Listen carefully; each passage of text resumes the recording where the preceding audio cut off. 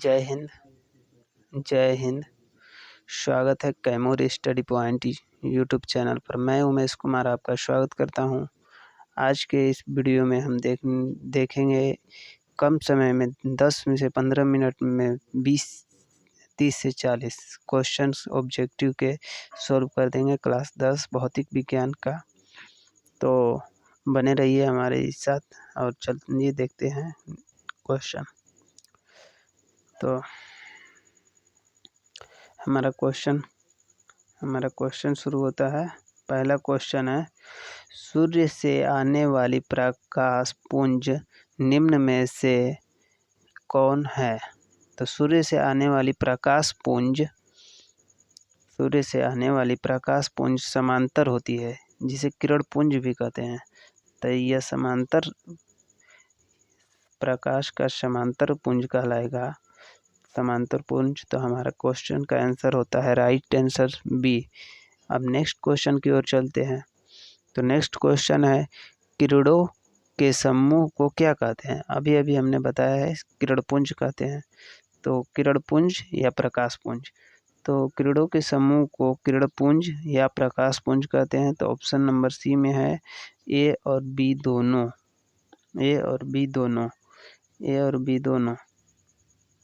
दोनों। किरणों के समूह को किरण पुंज भी कहते हैं और प्रकाश पुंज भी कहते हैं। नेक्स्ट, अभिसारी प्रतिबिंब कैसा होता है? तो देखेंगे अभिसारी प्रतिबिंब कैसा होता है, साथ साथ याद करते हुए चलना है। तो अभिसारी प्रतिबिंब जब भी होगा तो हमेशा सीधा होगा, यानी कि उत्तल दर्पण में बनेगा। तो नेक्स्ट क्वेश्चन करते हैं। नेक्स्ट क्वेश्चन चौथा है, निम्न में से आवर्धक शीशा मैग्नीफाइंग ग्लास कौन है? तो आवर्धक शीशा उत्तल लेंस है। आवर्धक शीशा उत्तल लेंस होता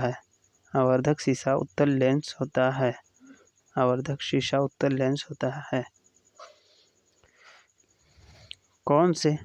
कौन सी लेंस में वास्तविक एवं आभासी दोनों प्रकार का प्रतिबिंब बनता है?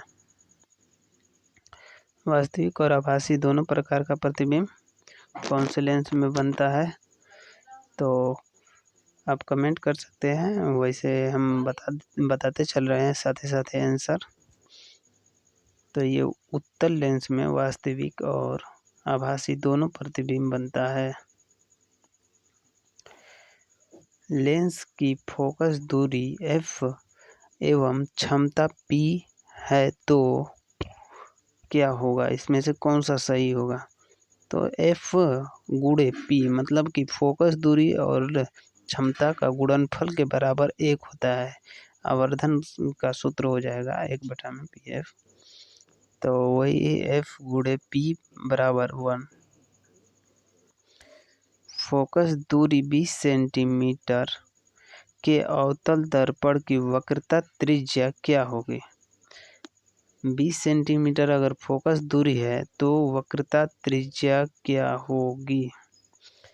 40 सेंटीमीटर होगी या 40 सेंटीमीटर होगी। फोकस दूरी होती है वो वक्रता त्रिज्या की आधी होती है। त्रिज्या r बराबर 2f होता है, यानी 2f के बराबर में r होता है। कांच की एक समांतर पट्टिका पर श्वेत किरण तिरछी आरोपित होती है। निम्नलिखित में से कौन प्रथम अपवर्तन के साथ घटित होगी? तो ये विचलन होगी।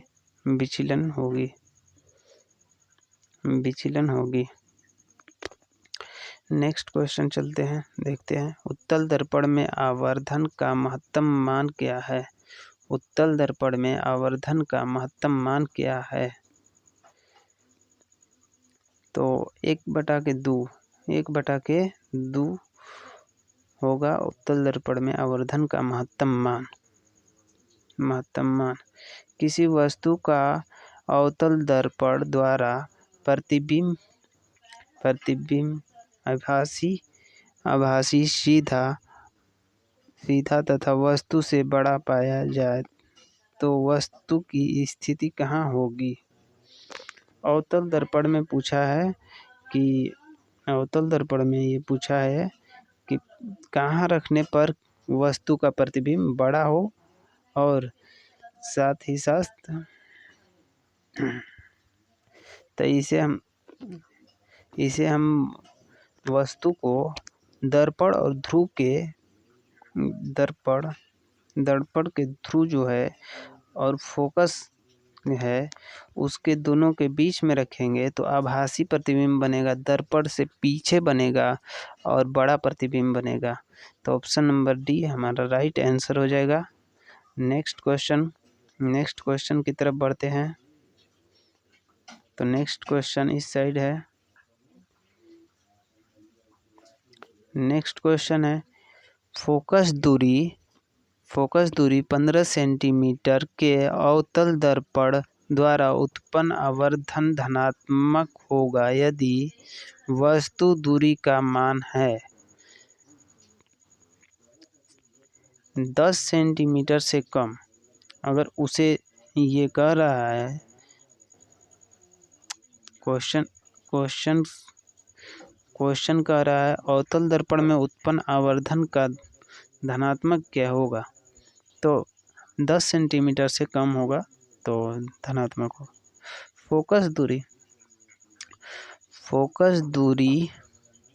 फोकस दूरी से ध्रुव की ओर आने पर अवतल दर्पण के आवर्धन का मान क्या होगा।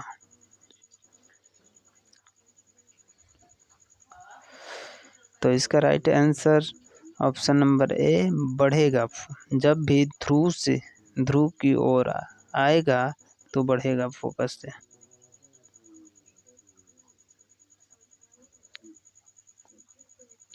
नेक्स्ट क्वेश्चन है एक अवतल दर्पण के प्रधान अक्ष पर चलती चींटी का प्रतिबिंब सीधा है और बढ़ा है। चींटी की गति की दिशा क्या है। 13 का भी फोकस दूरी ध्रुव की ओर होगी। नेक्स्ट क्वेश्चन यदि किसी बिंब का प्रतिबिंब का आवर्धन ऋणात्मक है तो उस प्रतिबिंब की प्रकृति क्या है।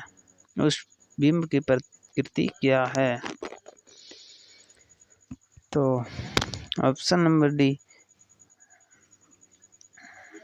डी हो जाएगा वास्तविक और उल्टा। आवर्धन अगर ऋणात्मक आ गया, आवर्धन जब भी ऋणात्मक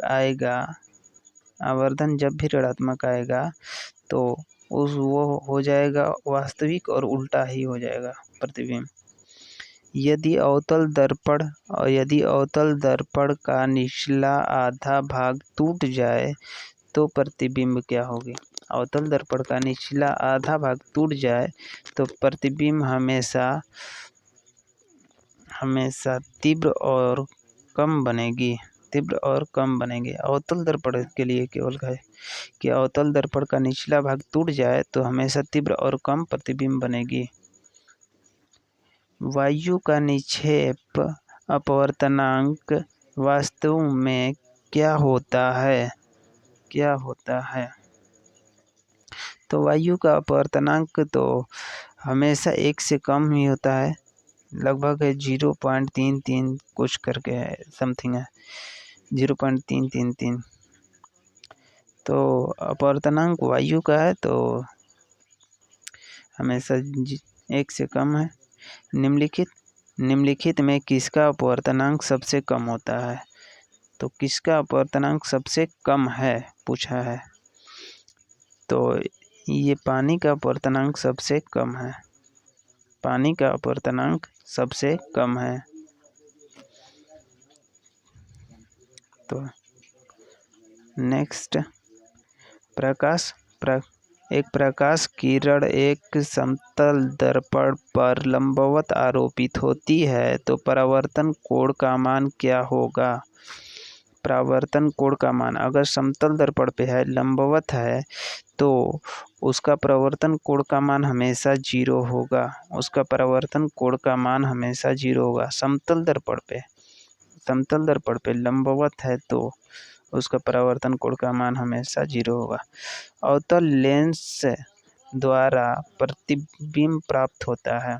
अवतल लेंस द्वारा सीधा, छोटा, आभासी, यह तीनों प्रकार का अवतल लेंस से प्रतिबिंब प्राप्त होता है, इसलिए इनमें से सभी option number D right answer. वायु में आभासी लेंस है। वायु में आभासी लेंस है। कांच का अवतल लेंस, कांच का उत्तल लेंस वायु में आभासी अभिसारी लेंस है। तो कांच का जो उत्तल लेंस है वायु में अभिसारी लेंस का कार्य करता है। तो आप चाहते हैं कम समय में सारा ऑब्जेक्टिव हमारा क्लियर हो जाए तो इस चैनल को सब्सक्राइब कर लीजिए और साथ ही साथ मोस्ट VVI क्वेश्चन आंसर हम लाते रहेंगे जो आपके बोर्ड एग्जाम से टू द पॉइंट आएगा। बोर्ड एग्जाम में सारा का सारा क्वेश्चन प्रीवियस ईयर था। आप देख सकते हैं यहाँ पर सारा का सारा क्वेश्चन प्रीवियस ईयर ढूंढ कर लाए थे। प्रीवियस ईयर सारा का सारा क्वेश्चन है, सब पूछा हुआ है एग्जाम्स में। तो देख सकते हैं आप सब का सब एग्जाम्स में पूछा हुआ क्वेश्चन है, सब पूछा हुआ है। सब इसलिए चैनल को सब्सक्राइब कर लीजिए और लाइक शेयर करना ना भूलिए।